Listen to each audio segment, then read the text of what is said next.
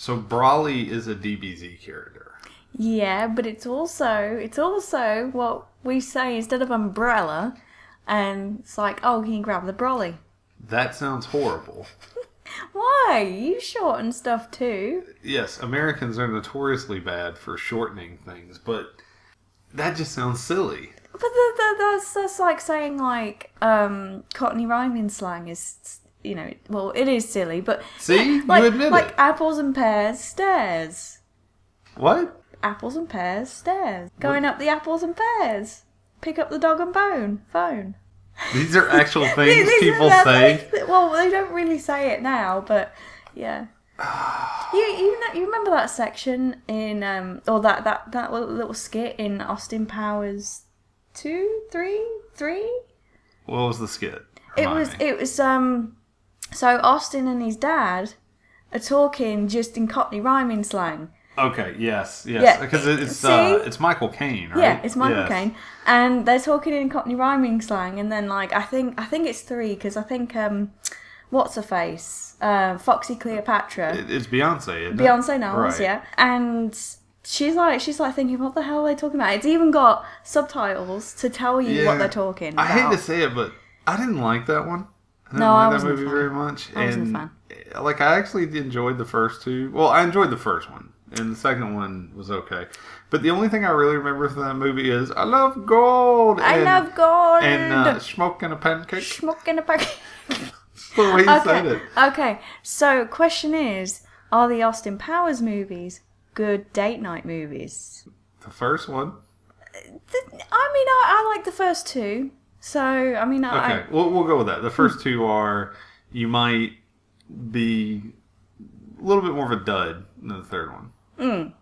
Okay, so what brought this up? What did we see recently that brought all this up? Well, we watched on Saturday, 21st? Was it 21st? It's the 21st, but I have no clue why that's important, but go on. Well, it's for reference in time. So when people are listening to this podcast, they'll be like, oh, so it was on that Saturday, April 21st, 2018, that they saw Ready Player One. I don't think anyone gives enough of a shit to keep up with But what it's day we saw a movie on.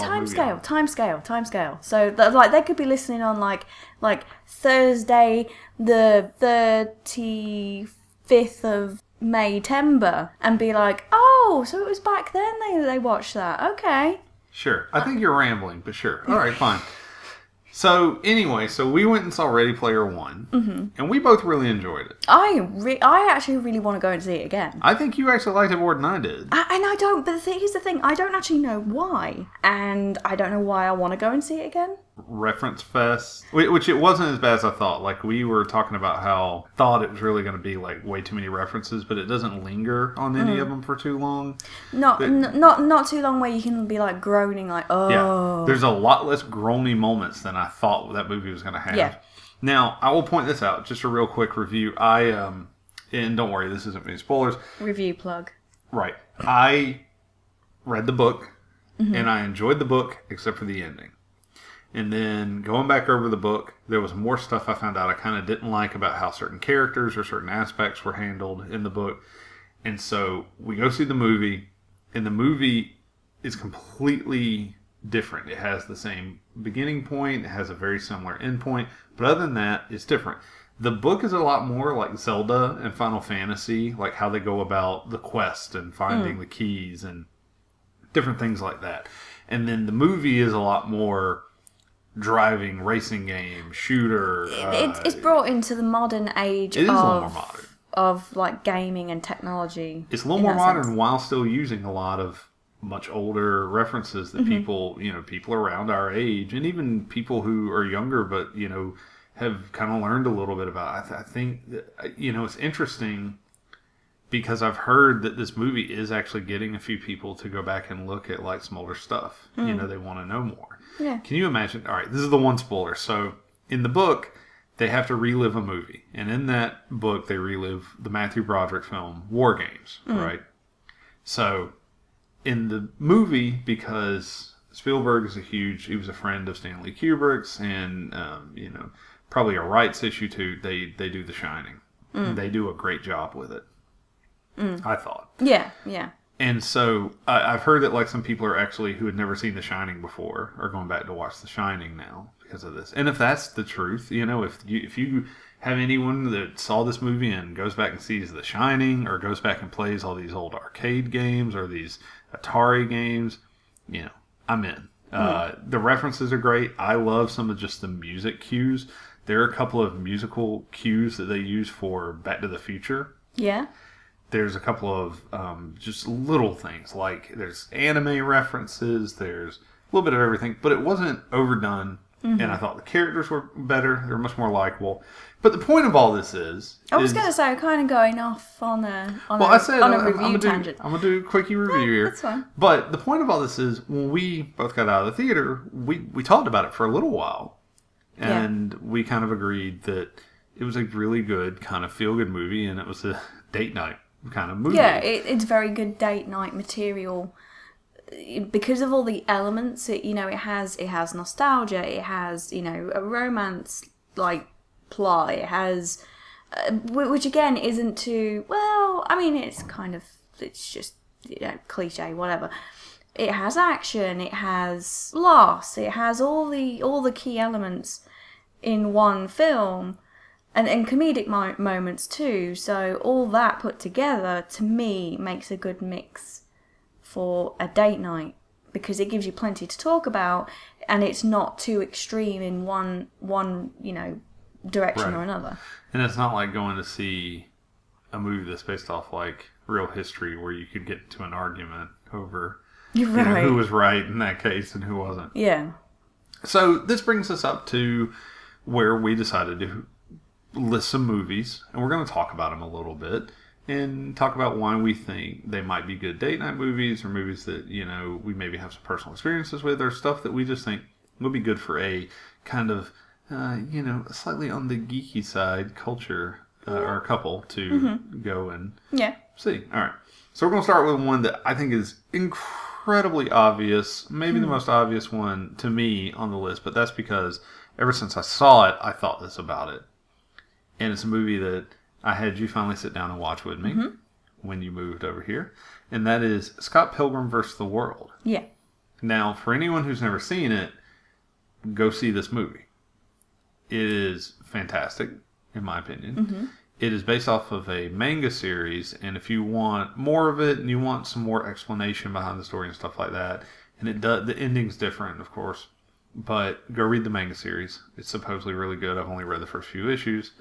And then the weird part is it all takes place in Canada. But, there's not much to that. But they do a lot with, kind of an almost surreal environment. And almost. It is. It's a very surreal environment. Yeah. And then you have this relationship between Scott, who... it's kind of a douchebag. And this relates back to Ready Player One a little bit. Because, Wade's kind of a douchebag in the book at first. A little less in the movie. But Scott is kind of a douchebag in the movie. Because he starts off dating, of course, a high schooler. Which is a big deal. But he's kind of just dropping this girl at, the next attractive thing that walks by. And then, of course, like, in essence, really, though I don't think he uses her, it kind of comes across that way a little bit. And I don't know. It's been a little while since we've watched that. But the thing is that the relationship stuff between Ramona Flowers and Scott Pilgrim is handled, I think, very well, in the sense that it sets up a lot of unique situations. Okay. Especially when dealing with you dating a girl currently and having to deal with her exes. Because the whole idea behind Scott Pilgrim, of course, is he has to defeat the 7 deadly exes of Ramona Flowers. Yeah. But I always walked away from this movie, especially with the ending and everything, with this kind of cool 2 against the world feeling that really, I think, kind of signals into the couple mindset. Yeah, I would say so. I know that the first time, because for a while you were like, oh, you've got to watch this movie and stuff, and I would love to watch it with you, kind of thing, in a date setting, as close to a date setting as we could, at the time. But then we decided to wait until I was actually here to I guess have an actual date with this movie. Yeah. And, I was kind of skeptical. Not, I'd seen bits of it. I'd seen, obviously, the trailer and stuff like that when it came out. And I was like, I have no idea what is going on here. But I still enjoyed it. Like, I once you kind of, like, let go and realise, right, okay, this is based on something else. So, going with the mindset that things are going to get a little bit kooky, but try and keep a hold of the meaning behind it, But like you say, like, Scott is a bit of a douche. And you kind of don't root for him for a good bit. Right. I think. And I think, and you also think, like... Towards the end, they turn that around. Right, yeah, they turn it around. So that is, a good kind of mixture of... It's a good topic, and it's a good mixture of emotions, because it's not your atypical romantic comedy type movie, I agree. And we're going to attempt to talk about these movies without spoiling them too much. Most of these are old enough where really we should be pretty safe on spoilers, but let's, for example, Scott Pilgrim, I believe, a 2010 movie. But, for example, I like that it makes Scott a more likable guy, and at the end, he does something for the power of love, That's the power of love. Oh, dun, dun, dun, dun. You know there's going to be a musical cue of something for me to reference in nearly every podcast. Just saying. And I'm sorry to those that are listening. Yeah, one can hope not. But no, listen, he does something, and Scott has the power of love, and then that doesn't work. And I love that doesn't work, no pun intended, because as important as romance and relationship and everything is, the stuff you have to have before any of that can work. And that's kind of one of the points, I think, of that whole story is it's not just about you being with the other person. It's about you being also a better person in yourself and being comfortable with yourself and all that. Right. So there's a really neat thing. I guess what I'm saying is the movie's going to seem like it's kind of vapid at first, but it's not as vapid as you think. So I think that's one reason why it makes a better date night movie. Right, okay. I was about to say, like, what are the, what's the main thing, but you just answered, like, what makes it a good date night movie for you, but you already answered that, so that's kind of a moot point. The other thing is, too, it's just fun. If you have a couple who likes video games and who likes kind of stuff that's a little more, what was the word you used? Kooky? Kooky, yeah. Like, ooh. Right, okay. Right. So the first one you selected and wanted to talk about, I find funny because we were actually just talking about getting a copy of this again. I owned a copy of it in the past. I could not tell you what happened to it. But is The Princess Bride. Yeah, well, it's a classic. And it's great as a date night movie for many reasons. Not only is it so well known, but it has fantastic actors, it has great characters. It has Andre the Giant. It has Andre the Giant. It has so there's your wrestling link right there. Correct. So that would give if I said to you, oh, we're gonna watch this like romantic comedy film. It's kind of a little bit of a dark comedy, I guess, as well. It has some dark-ish elements and some kind of semi-scary bits. Anyway, at least for when I was... It teases those elements, especially for younger viewers. Right, and if I turned around to you and said, but it's got Andre the Giant in it, you'd be like, all right, I'll give it a go. Yeah. So my only question really is, when does The Rock do his first true romantic comedy? Oh, I'm sure he's probably done... Or cameoed or something. I'm sure he's done one. Can you name one? Not off the top of my head right now, but... You know why you can't? Because he hasn't? I've never seen one that he's in. I don't know. I don't know, like I say, I don't know whether he's had a very small role. But you can't tell me he couldn't pull that off. I reckon he could. I give Dwayne The Rock Johnson credit for... The Dwayne. The Dwayne Johnson Rock. So tell me why you think Princess Bride falls in this category for us. Well, it's a comfort film as well. Sure. Like... A lot of people have that as a very cherished childhood movie. Definitely, and it's one of mine as well. And you know, if you didn't enjoy it, like if you'd never seen it before, and we sat and watched it, and you didn't enjoy it, I think that would vow for divorce. But no, seriously. Thankfully, I appreciate the fact that it has Columbo in it. And Fred, oh yeah, because he's the grandpa. The grandpa. Yeah. And Fred Savage from The Wonder Years. Yeah. And it, of course, has Carrie Elwes. Who doesn't like kissing. It's right. like, oh, why have they always got to kiss? Skip that part. Yeah. Of course, Carrie Elwes. Yes, who is fantastic. And Princess Buttercup, whose name just escaped me. It's the general in Wonder Woman. Yes. You're right. She was not the queen. She's was the general. But yeah. But it has a lot of people. But marriage. Yeah, and of course, inconceivable. So what I was getting to is this is a very quotable movie. It is. That's the thing as well. It's so quotable. Like even if you haven't seen the movie, it has such a reputation. And it was probably one of the first movies I ever noticed someone else was an albino.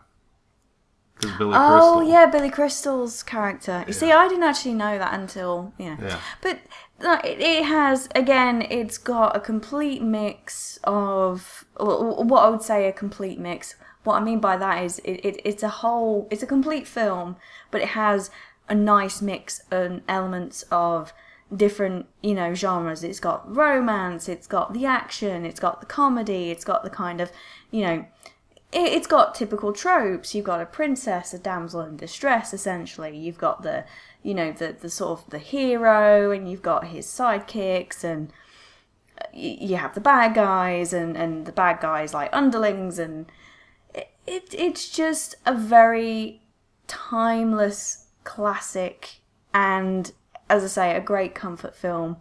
And you've got to at least give it a go. And I think a lot of women also in a relationship setting should say, hey, let's watch Princess Bride at least once. Sure, okay. I'm not arguing this. No, I enjoy know. the movie a lot. The only other reason I would add why this might be kind of a cool couples movie is it takes the kind of stereotype almost, the trope of guy rescuing the princess and stuff like that. And it does something a lot more different and fun with it, but it still feels like there's a genuine connection between the two characters, and I think you get a lot out of this. Humpadink. Yes. It's just...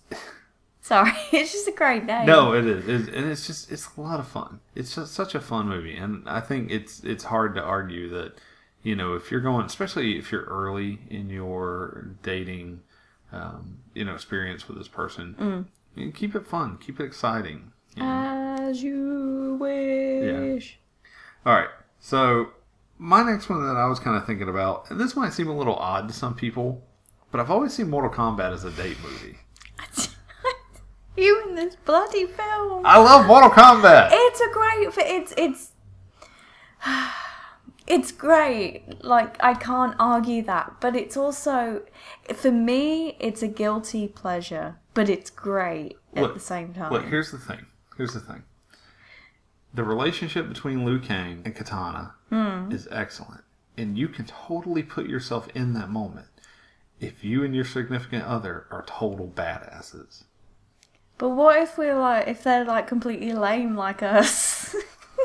They can't put I couldn't put myself in her shoes. Are you saying we're lame? Is that what I'm hearing? Maybe, but we're not as good as Liu Kang and Katana. Well, it's hard to beat Robin Shear. Yeah, that's true. Look, two things. One, Mortal Kombat, I think, honestly, is a feel-good story at the end of the day. Even though a lot of people die, as it shows, Mortal Kombat.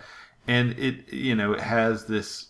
It's just a fun movie. It's just action, fun. The good guys win in the end. They have that setup. Spoiler! Sorry. They have that setup at the end, which makes you think there's going to be more. And then we never acknowledge the existence of the second movie. So, it works. I think what makes it fun and hype, it's just the soundtrack. And there are some badass female characters too. Sonya Blade and Katana, two pretty badass characters. Yeah. And that's what I was going to bring up. You have the side relationship, which is, of course, Johnny Cage and Sonya Blade. And now that we have a game that proves that they eventually get together and have a kid, I think that even makes that... Like Cassie Cage. Cassie Cage. Yeah, I think that even makes that more... I love their banter. They have maybe like 3 lines of genuine, or 3 moments of genuine back and forth banter between those two. But they kind of steal the moment in each of those. Yeah, okay. I think it's the other reason I like it as a relationship movie is it's a movie that has relationships in it that the relationships do not feel forced in. They do not feel like they were added in afterwards. Right. Okay. You know, it feels almost, I hate to use the word genuine again, but it really does. And I figured you'd rather I talk about Mortal Kombat than give you my long written explanation on why the Dead or Alive movie is actually a good I am movie. excited to hear about your reasoning behind that one. Well, it's a lot of hot girls.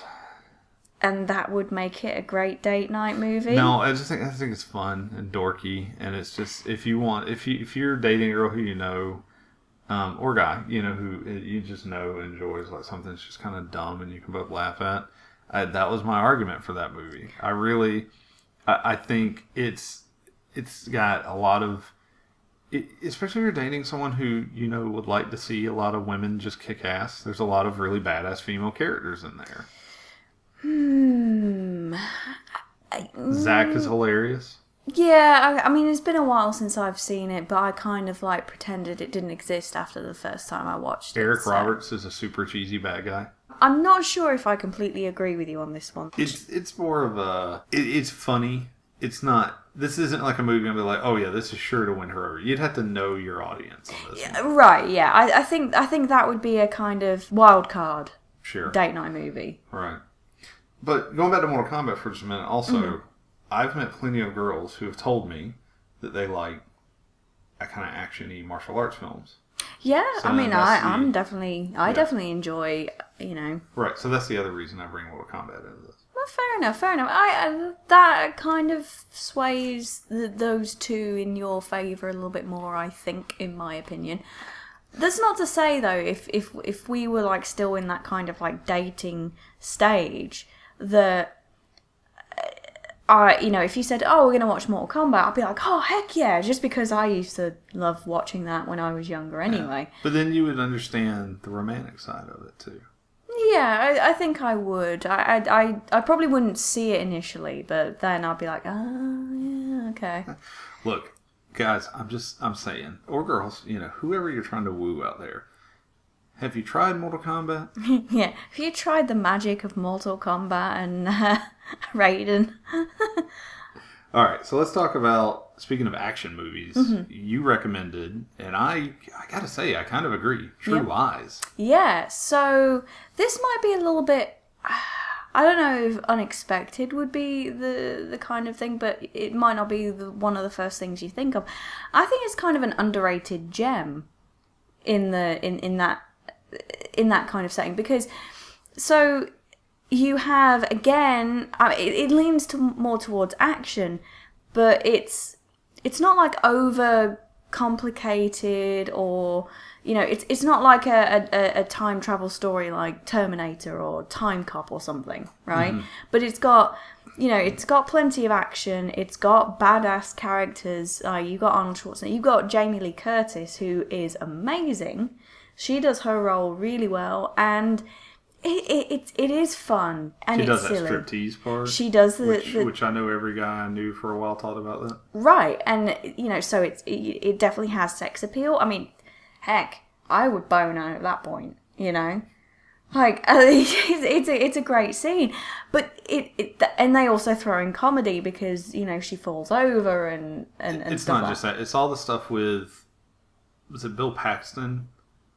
Oh yeah, I forgot. Who tries to he has. convince, Yeah, he's the God. car salesman. Car salesman. Man, that stuff, especially at the end, is just hilarious. Yeah, and it's just things like that. You know, you have.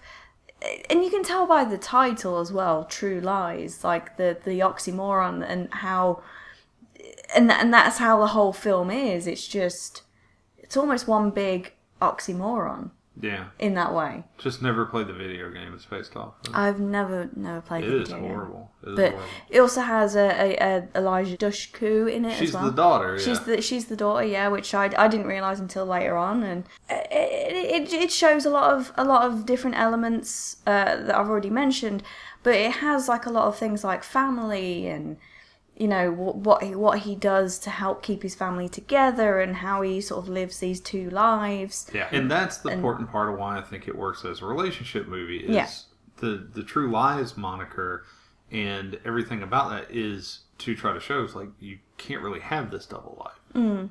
And at the end, they don't. They live their, spoiler alert for a movie that came out in what, 95, something like that? 96, something like that. Maybe late 90s, I don't know.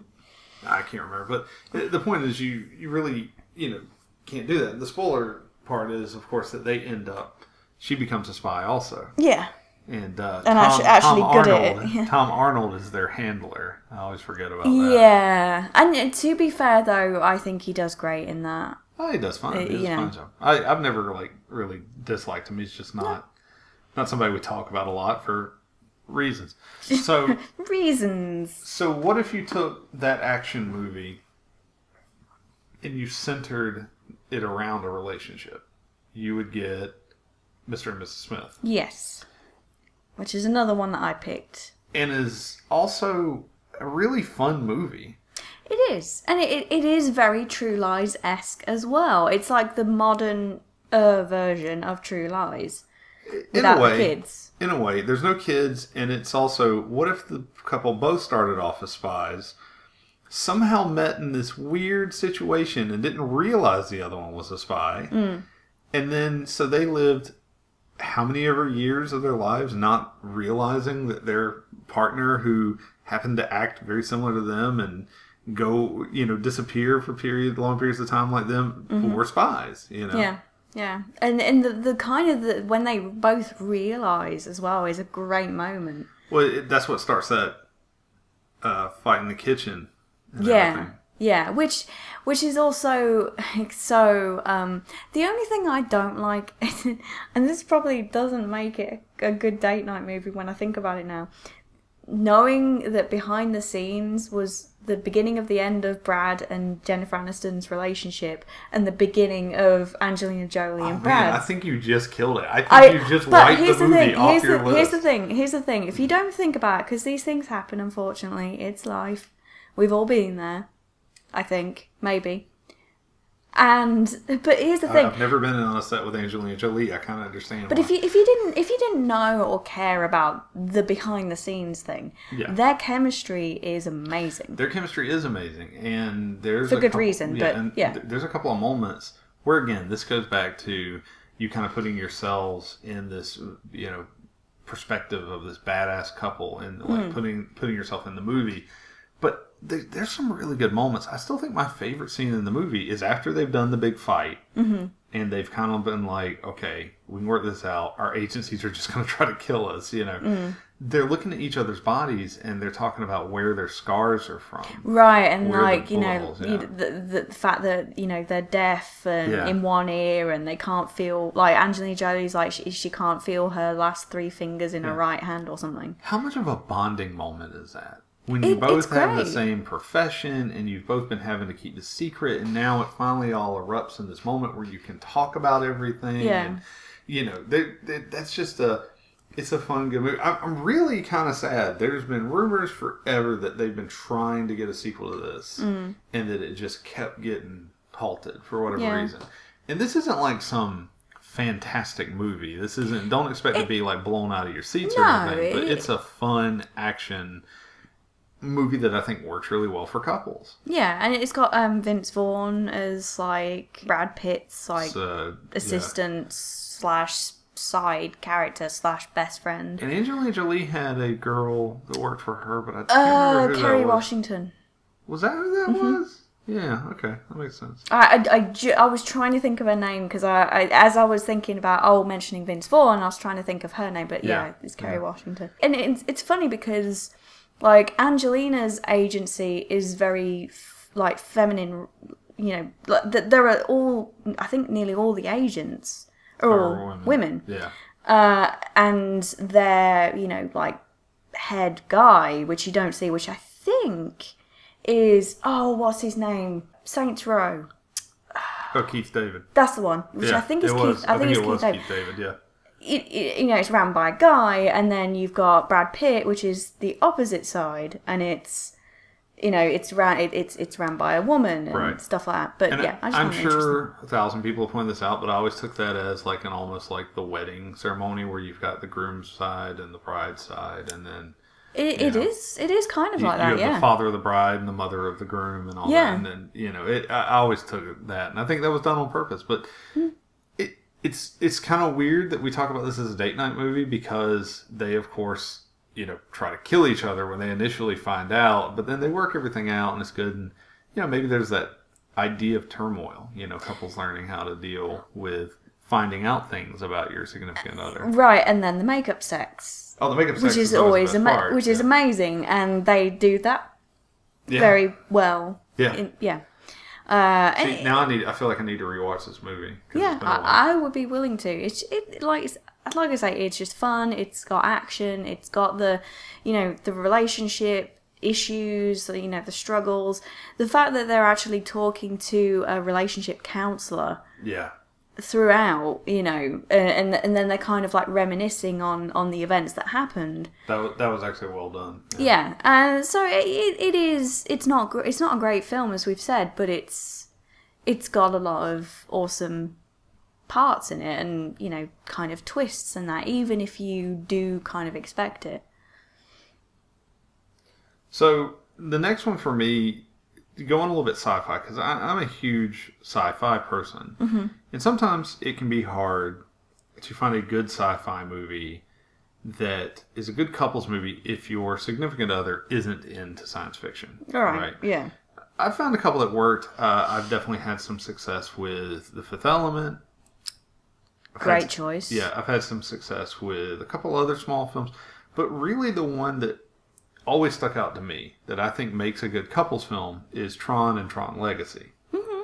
Now, Tron is pretty dated at this point. I love Tron, but it's pretty dated at this point. It might be hard to get someone who doesn't know anything about it and is not interested in it into the movie. Mm.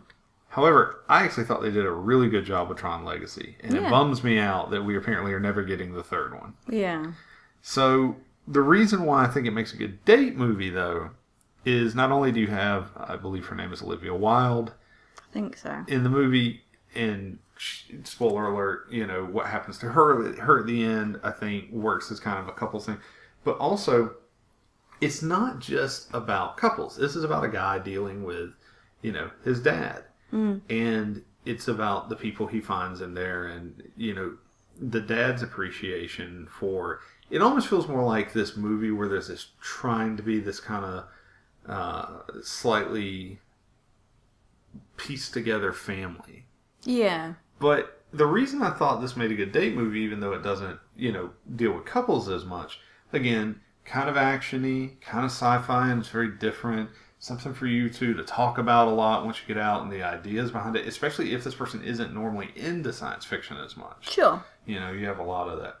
Also, just the visuals and sound. I was about to say, Daft Punk. Look, there's nothing better than connecting with someone over a movie and then that soundtrack being very unique. And so every time you hear it, you think of that person. Right. Or you two will hear it and start talking about that experience. Remember we went and saw this together? Yeah. And it, like you say, it is very unique. It has a particular sound. And, you can't argue with the visuals. It's definitely a memorable thing, which I think is a good, like you say, it's a good way.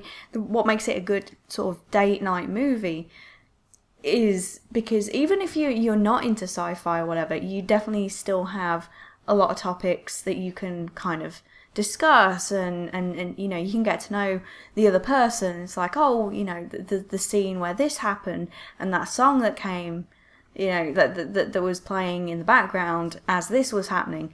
So it's definitely something that you can discuss between the two, and if you're struggling to find a conversation or if you find it a bit awkward, like I do sometimes, then it's a good one. I can see that. I can see that. I looked at it, I saw it on the list, and I was like, I don't know why that would. So, yeah, I can see it now. I should point out, and it feels like this is probably obvious, but our suggestions for date night movies may not work for everyone the same.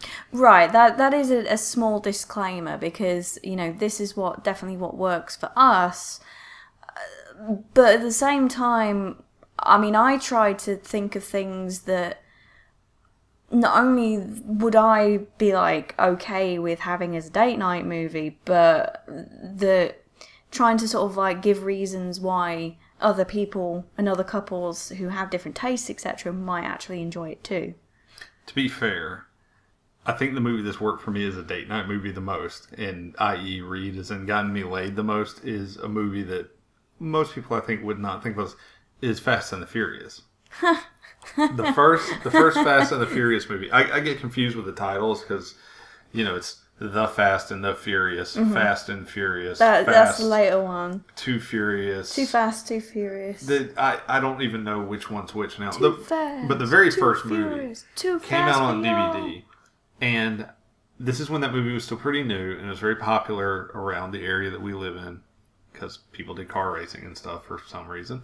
And I'm not going to discuss numbers specifically, but I had several dates that movie worked surprisingly well. And like, although I own the movie, I think I've only seen the movie like a handful of times. That and Mulan, for some reason, Mulan. But anyway, point is, experiences may differ. But these are movies that we think, for whatever reason, work really well and that we would like to go on like a date with. And we picked two kind of classic movies. And I'm going to start with mine, which of course is Back to the Future. Yeah. And literally, you can sing it now. Don't need money, dun, dun, don't need, dun, dun, don't need a credit card. Huey Lewis isn't even dead and he's rolling over in his grave. No.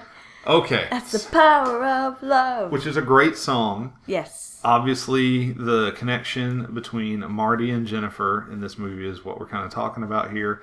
Although, really, the big theme of the movie is the connection between Doc and Marty as a kind of father-son relationship. But then you go back in time, and it's this connection between Marty and his mom, which is just kind of awkward, and him trying to get his mom and dad together. But it's those connections, and then seeing how everyone changes when certain things happen, like when people have more confidence, and you see a much better present, and just everything about that movie, it's interesting.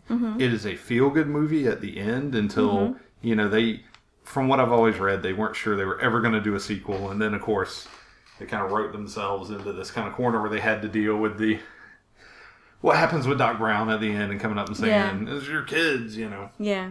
But I love it. And I think for when you have a couple who have watched a ton of stuff and just can't decide on anything new to watch, that's a movie that most people have seen. You can sit down and watch it. If you don't want to really watch the movie and you kind of want to talk through it and get to know each other, because that's one of the pains. A first date, I hate to do as a movie because you can't talk to each other. Right?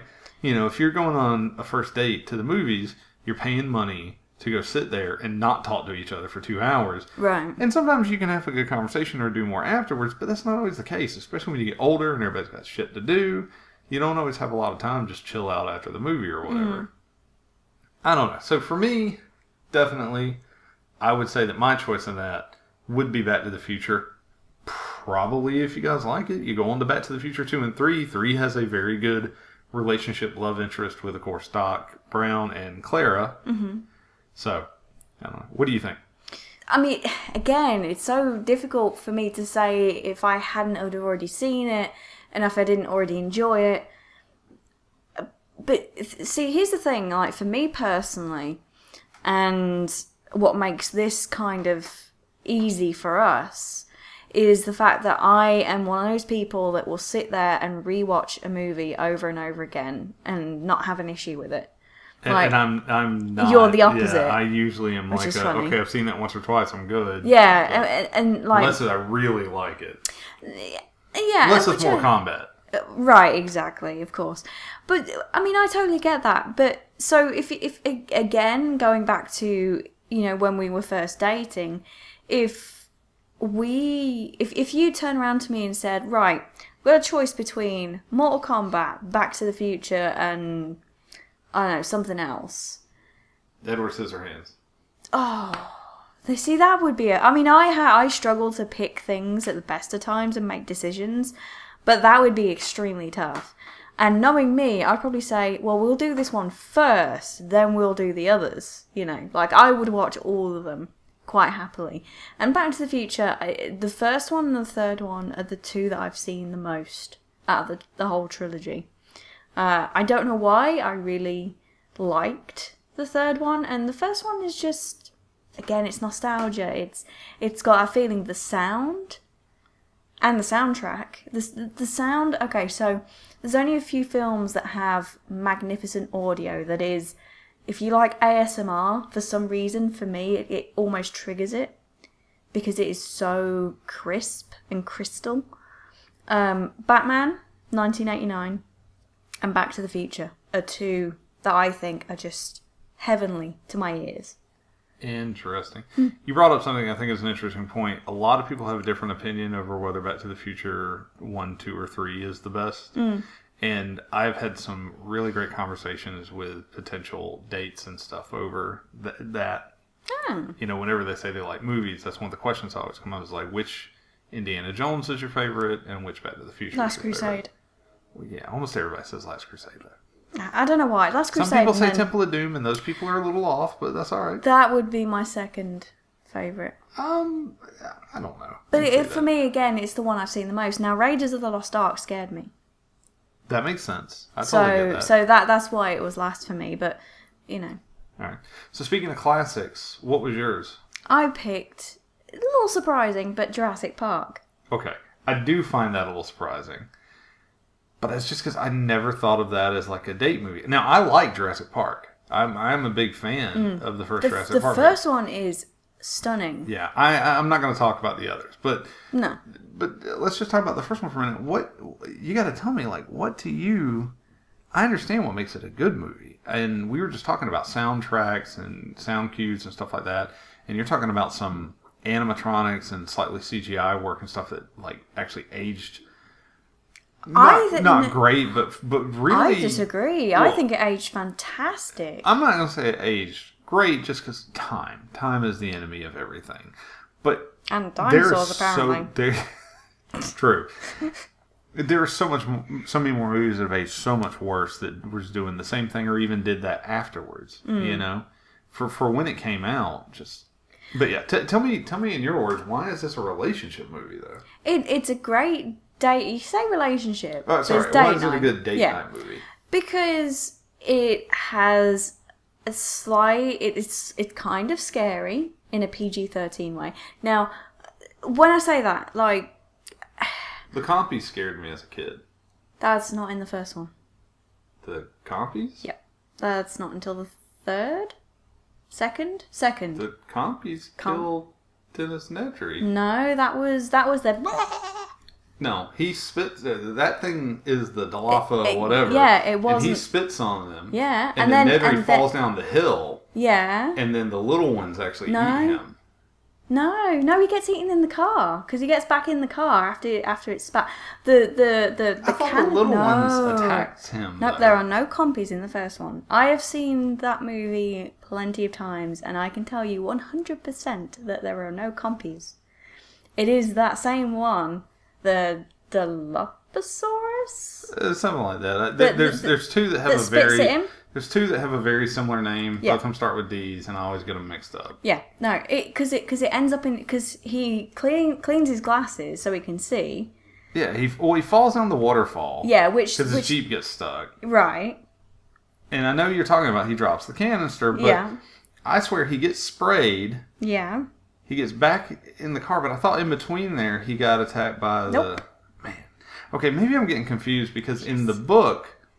In the book, the book... So the beginning of the second one, which, that actress, and I can't think of her name... Holy shit, we are going all over the place. All I was going to say was in the book, the Compies kill Hammond. Oh. They kill Hammond. I mean, Really? the Compy... Yeah, in the book, Hammond falls down the hill, breaks his leg, and the Compies kill him. Oh, wow. I didn't know that. Yeah. The book is completely different. One, Yeah, no, I know. Muldoon survives in the book. Mm. If I recall correctly, he lives through the dinosaur attack, and he gets to like a boat or something and escapes. Oh. Now, it has been since 8th grade that I read that book. Okay. But I always remember that in the book, a lot of people who die live, and a lot of people who live die. Because in the book, they kill Ian Malcolm also. Oh. He dies. Life. But they finds a but way. he kind of dies off screen. And so in the second book, they bring him back. And there's this big thing of whether or not Crichton actually really wanted to bring him back, or he brought him back because that was a fan favorite character. And so they basically were like, you got to bring that character back. Okay. Anyway. Anywho, so... The point is, I'm sorry if I slightly misremembered. I remembered the most of the Dennis Nedry part, but for some reason I was thinking the Compies actually killed him. No, the Compies aren't introduced until later on. Anyway, so... what makes it a great date night movie is, like I say, there are some scary elements. The raptors in the kitchen. Yeah. Oh my goodness, Especially when you realize they can use door handles, yeah. Right, and like the kind of the music, the soundtrack, the visuals, and it's a good monster flick, which I think, is a lot of, like, I guess, traditional, quote unquote, air quotes, bunny quotes, date night movies are usually horror films, so then the girls get, closer to the guy, and he can protect them, and, when they get scared and what have you. And this has just enough of that, if you've never seen it before, because it's a monster movie, essentially, the big T-Rex, and the kids being vulnerable and left alone, and having to fend for themselves, and grow, and as characters. And there is, like, kind of a romantic, almost triangle between, like, Ian... what's her face, and Ellie. Yeah, Ellie and Sam Neill, creepy guy. What's his name? Yeah. Come on. Grant. Yes. Alan. For as much as you remember the death scenes in this movie and which dinosaurs are introduced in which movies, ones that I remember their names. I don't know. I'm normally good with that. So, and again, it doesn't. There aren't too many comedic parts in it. The best one is that when you gotta go, you gotta go. Yeah, right. There are small lines like "I hate that man," and and okay, I forgot about that. Yeah, and the amount of, like, you could also make a drinking game out of the amount of times that Hammond says "spare no expense." That's true. There's a couple other science keywords in there that he used a lot. I honestly forgot to. It's not meant to be funny, but the "hold on to your butts" line, especially because that's pretty quotable. No, it's very quotable, but it's not meant to be funny. But a lot of people use that as like a funny quote afterwards. And, like for a lot of people, that was their first introduction to Samuel L. Jackson that didn't remember that he was in Coming to America and stuff right, like that. Yeah. See, I'd forgotten he was in that. But yeah. But yeah, I just think it's a great, it's got a little bit of sci-fi in it in a way because of the whole genetics thing and the whole science, which is kind of BS, but at the same time, it almost gets away with being BS, and it's just fun, and it kind of makes you think, what if? What would I do in this situation? Oh my goodness, I guess I get that, and you're right. There is the love triangle, but it's another one that doesn't overpower the movie. Yeah, it doesn't take doesn't over. Overstay its welcome at all. I actually really liked some of the back and forth between Grant and Ellie.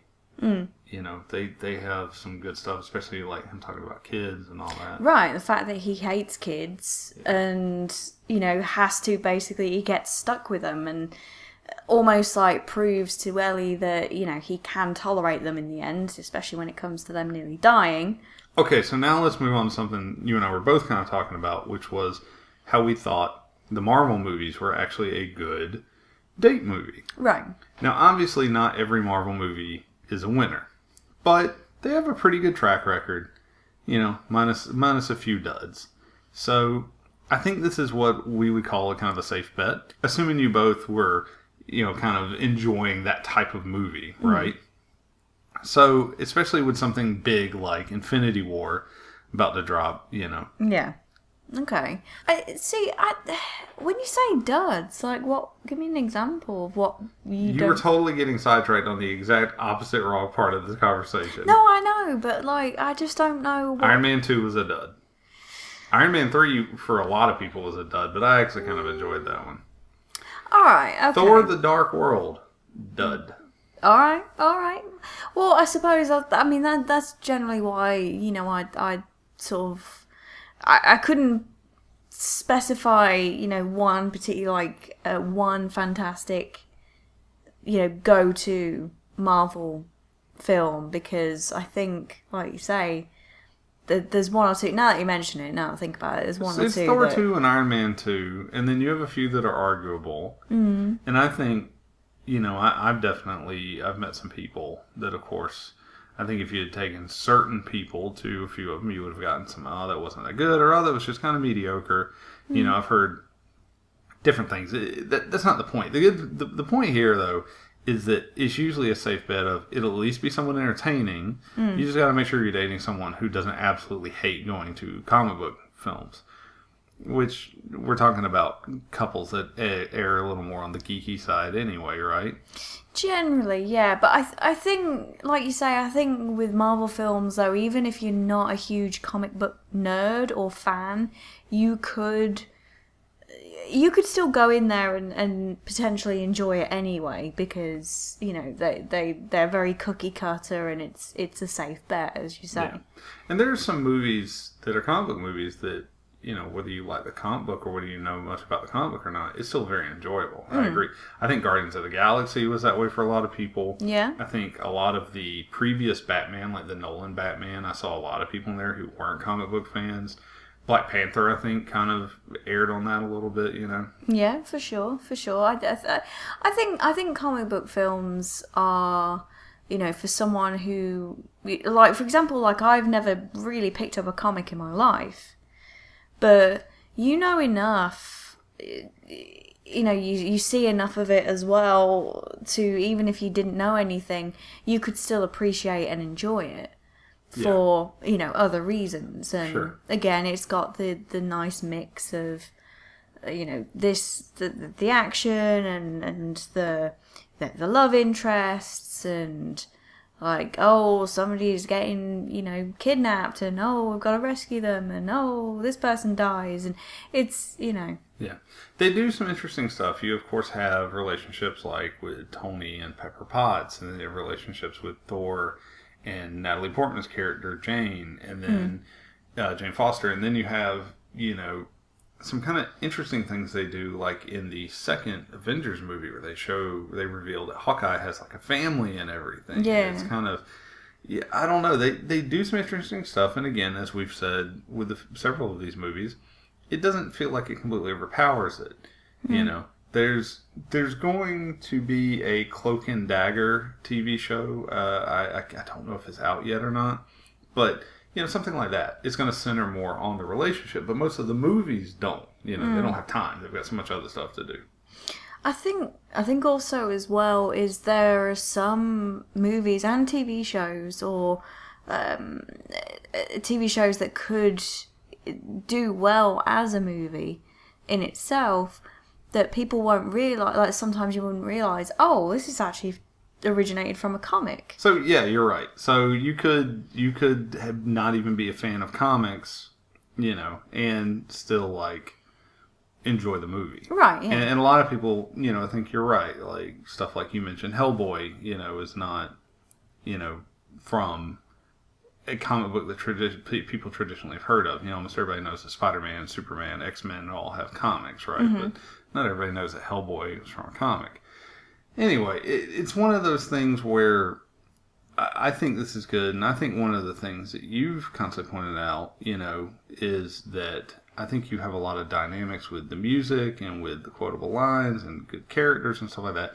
it creates a good memory, and that's what you want on a date night, right? It's creating a good memory. Yeah, exactly, and memorable moments that you can both go, oh, or when this, when this character said this, and then you can then use it as an excuse to like text the person and say, and then quote the film, and then they you do that a lot. You like to quote movies and stuff like that I do. lot, and when I get it, it works. I'll admit, I'm just not as good with the quotes as you are.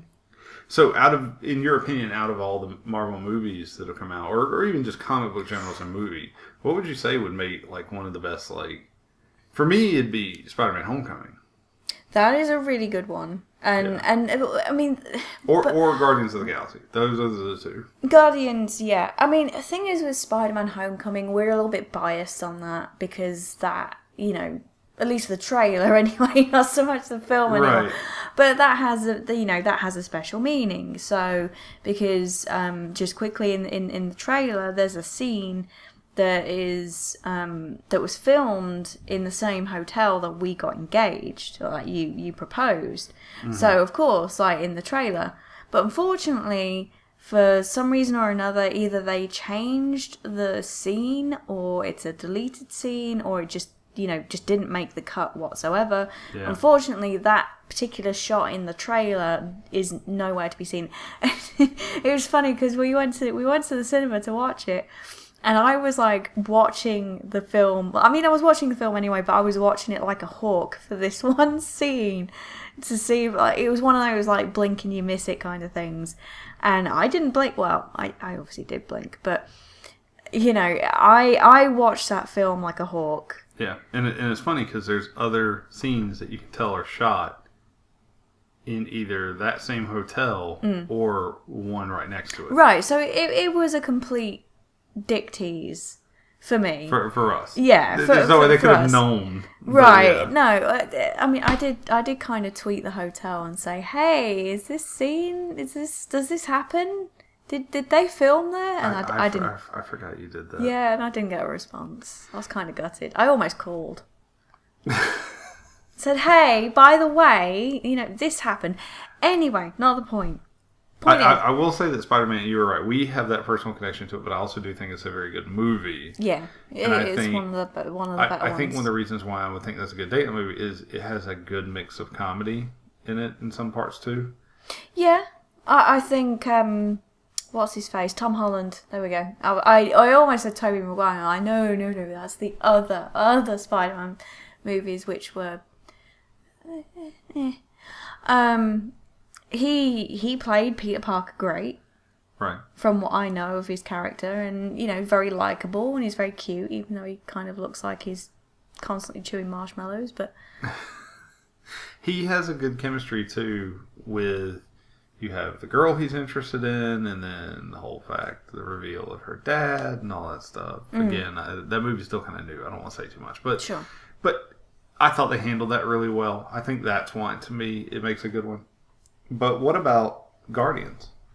Guardians, I still haven't seen the second one, but the first one, I really enjoyed it, and that gets you in the feels. Well, yeah, but anyway. I guess I was wondering if you were going to talk about, you have Chris Pratt, Star-Lord, who really has this great moment with Zoe Saldana's character. Are you? He's great. Are you touching yourself and thinking about Chris Pratt? No, I'm scratching my armpit. Anyway, almost as satisfying when you got an itch. Anyway, the point is, they have that great moment with the Walkman and the music. It was really well done. Yeah. Really well done. I think the end point of this is I think those are a good safe bet.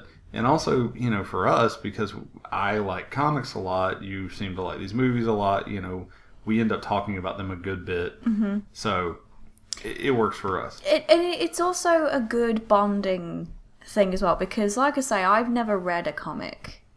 And I think it's a good bonding point because I love movies, and I wouldn't say I'm a film buff, but I certainly do enjoy and take note of, you know, characters and their backgrounds. And, you know, I'm one of those people that if I find a character that interests me, I will look at their, you know, their history and who they end up being with, and you know, what happens in their backstory, and it's almost like a kind of way that I can impress you as well. Like when I told you about Cyclops's the eye beam portals dimension, the kind of portal dimension type thing, right, with his eyes, and you didn't know about that. Yeah. And I was like, no, yeah, I'm pretty sure that, you know, at some point, I don't know when it was, but they sort of explain like where he gets his power from. Yeah, I don't remember when. It was something where they finally decided to go into a lot more detail on that. Mm-hmm. Yeah, I agree, and I think that says a lot. And you know, this isn't like a gender role. Sometimes, you know, I've met several girls who are really into comic book movies and, you know, into comics, and then their male counterparts or female counterparts don't do it as much. And then so it's great when you're sitting in the theater and after the movie's over and you hear someone explaining to their significant other, like all this, the comic book stuff, is like, that's important because of blah, blah, blah. Yeah, it's like, this happened because of this. Oh, they changed this story slightly. This is what was supposed to happen. Or this is what happened in, you know, Spider-Man issue 56 from 1960-something, you know. Actually, I'm just throwing them out there. I think the better part was, I believe it's at the end of Iron Man 2, the after credit scene was Thor's hammer, and I remember we were in this theater and there was a group of guys behind us, all like a group of like young guys, and one of them goes, "Man, that's so cool," and you know, one of the friends goes, "Well, what is that?" And it's like, "Oh, that hammer means Captain America's coming." Oh my goodness. I would have facepalmed so hard. And it was just like, what? I would have or like it when you know, quote unquote comic nerds get their DC and Marvel characters mixed up, and they say, "Oh, it's gonna be I don't know, I'm trying to think of off the top of my head a DC character, because I'm not really a big DC person." That's all right. Just for clarification on that story, though, we did wait to make sure that the guy wasn't just like joking. Like, we're like, oh, maybe he was joking with his friends, and then no one corrected him and no one said anything, and we were like, yikes. Kind of talking about this. So we've talked about a lot of movies we think are good date movies, but I have a story to tell real quick. So at one point, we went to go see the second Silent Hill movie. Mm-hmm. And in the second Silent Hill movie, I had a great experience dragging a friend of ours who didn't like horror movies to the first one. Mm-hmm. So in the second one, we happened to sit like in front of a couple, and this couple had come to see the second Silent Hill movie as a date night. Oh. And it did not end well. She was so angry at the end of that. Wow. Now, I can kind of understand that because I didn't like the ending of that movie either. Right, the movie as itself has some good parts, but the ending wasn't great. But I am pretty sure he did not get any that night. or maybe if it was early enough, he did not get a second date because she was not pleased. See, that's the risk of, you know, the whole horror movie date night thing. Yeah, see, I always hear guys who are like, oh, you take them to see a horror movie and then, you know, they want to get closer to you and everything. It's like, but what if they just hate the movie and they have this now bad association with you, especially if it's an early date and this movie? Right, exactly, because that can go very horribly wrong if you go and see a horror movie. So would you say that Silent Hill 2, or like, what was it, Revelations 3D or whatever it's called, would you say that's a bad date night movie then? I would, yeah. What else would you consider a bad date night movie then? So I think the weirdest thing I ever saw was a website actually suggested Up as a good date movie. Oh, that's it. Just take her out to rip her heart out in the first 5 minutes, and then maybe you can like take it back. I don't know, steal it. I understand that the rest of the movie is like uplifting. No pun intended. Yeah, no pun intended. It's a feel-good movie at the end, But let me explain something for those who didn't see this in the theaters. So the beginning starts with this black and white cartoon, because all the Pixar movies have the little cartoon in front. And it's the guy throwing the paper airplane, and all the paper airplanes come and get the guy and take him to the train station, and he meets the girl, right? Which is kind of that's cute, It's neat. It's probably one of Pixar's better I think of the animation shorts they've done. Fun. So then you have like you said, just these opening moments where it gives you the idea of this older gentleman's life, and you see him. He's kind of an awkward young guy. He meets a girl. He falls in love. There's a kid involved, but she doesn't make it through childbirth. And he's at the grave. And we were sitting behind these kids. It's 2 kids and a mom. And one of the kids leans over and goes, "What happened?" Oh, that's horrible. That's like, I want to cry just thinking about that. And I leaned over and my friend was like, "Man, that makes me so glad I'm not that parent right now." Like, I don't really necessarily want to be a parent in general, but like right in that moment, like, how do you explain? It's like, well, sometimes when a woman has a kid, she fucking dies from it. Wow. And you have to go on. Wow. Well, that's horrid. And I remember seeing that and I was like, why would anyone ever recommend Up as a date night movie? I don't know. Can you imagine looking at your significant other? That could be us one day, honey. You could be dead, and I'll meet some kid, and we'll go on an adventure in a house that floats in balloons. Actually, the more I say this, it just sounds horrible. Yeah. I definitely do not... Whoever had written that article should not have been paid. Might not have been. I don't remember where I saw it. Anyway... But those would definitely be up there for me. Silent Hill, Up. I've never seen it as a date night film, but if anyone ever says let's watch Requiem for a Dream as a date night movie, God, why? Because I could see some dude being like, "When we get to the ass to ass part, this is going to pay off for me." I mean, what about you? What do you got for me? Going along the horror movie, line, Drag Me to Hell. Oh, actually, I like the movie. It's not great, but it's entertaining. So the reason why I picked that, because it's horrible. There are so many scenes that...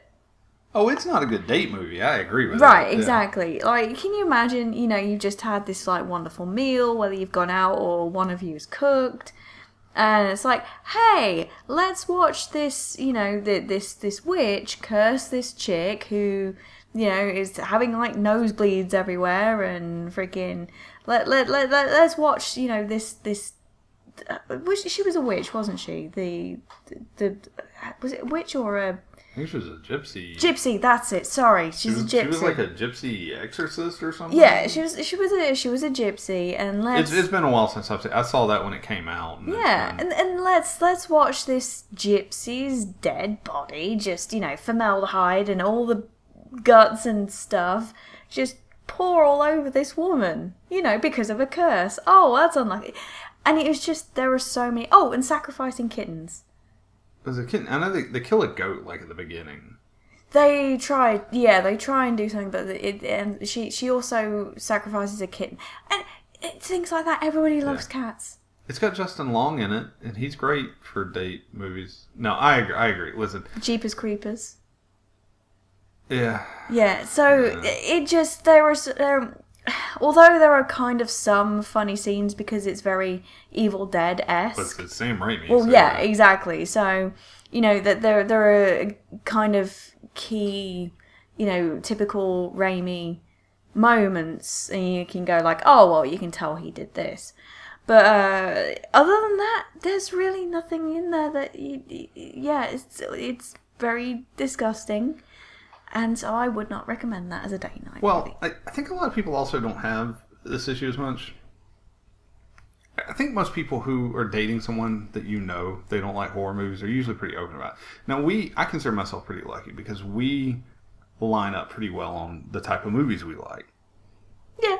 So you can't, Okay. we can't ever pick a movie and then you go, why did you take me to see that? You know I hate blah movie. Right. You know, because we line up pretty well on it. But some people, I have known couples in the past that their significant other hates horror movies or hates comedies or whatever. And it's like, why did you take me to see that? See, I don't like rom-coms. I'm not a fan of rom-coms. Honestly, we probably wouldn't go to movies to see those anyway. Well, That would be then. like a That's weird, good like, then. you know, well, it's here. Let's try it. Give me action, sci-fi, fantasy, horror, thriller, psychological thriller any day. I can't help but notice you also wrote down Human Centipede. I just want to point this out. If anyone out there was like, it sincerely was like, you know what would be a really good date movie? The Human Centipede. That's like my up for me. Wait, did somebody recommend Human Centipede? No. What okay. I'm saying is like that's yeah. No, I don't know where I'm going with that. All right. But if you thought that the Human Centipede at any point, anyone out there thought that that would be a good date movie, probably just go ahead and throw in the towel on that one for a little bit. Reevaluate. All right. So since we've given some pretty horrible dating advice, and since we've talked about movies we think actually work, at least for us, as far as date movies, and maybe give them some good suggestions here on something to see or take someone to see, you know, if anyone wanted to ask you for more movie dating advice, where could they find you? You can find me on Twitter, and there'll be a link in the description on YouTube. And if not, if you're just listening to this on SoundCloud or wherever I upload this when I can be bothered, it's at Geek Etiquette YT. And I also live stream on twitch.tv/Geek Etiquette as well. Okay. And you can find me on Twitter at Stephen Wilds. And in the meantime, you know, if you're listening to this, tell us what a couple of movies you think would really work. What would you recommend? What's worked like Mulan has worked for Stephen, apparently. And what was the other one? That's Fast and Furious. Fast and Furious. That's the real winner. What's the, I hope I'm so glad you aren't Fast and Furious. That's all I can say. Oh my god. Yeah, I had to throw that in there. I am sorry for those that are listening. And on that note, And thank you for listening. it's been another great episode. I think so. I've enjoyed it. You guys have a good night.